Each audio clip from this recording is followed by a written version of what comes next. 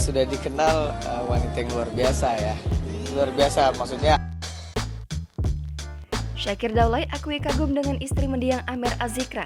Sebut Nazira Safa idaman laki-laki. Penyanyi Syakir Daulay mengungkapkan kekagumannya pada istri mendiang Amer Azikra, Nazira Safa. Menurutnya, Nazira Safa merupakan sosok perempuan yang luar biasa. Tak hanya luar biasa, menurut Syakir Daulay, Zira adalah sosok yang diidam-idamkan banyak pria. Dan sosok yang pembawaannya selalu positif dan adem. Bahkan, Syakir Daulay menilai Amer adalah pria yang beruntung, lantaran bisa mendapatkan wanita seperti Nazira Safa. Hingga membuat pria kelahiran 10 Januari 2002 itu berharap memiliki pasangan yang sama seperti istri mendiang Amer tersebut. Syakir Daulay mengakui Nazira Safa hanya manusia biasa. Namun, cara dia menghadapi cobaan hidup, khususnya saat kehilangan sang suami, membuat Syakir Daulay takjub.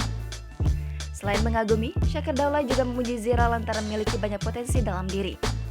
Sebagai teman, Syakir Daulay juga ingin membantu Zira bangkit dari rasa kehilangan dengan membangun potensi di dunia entertain.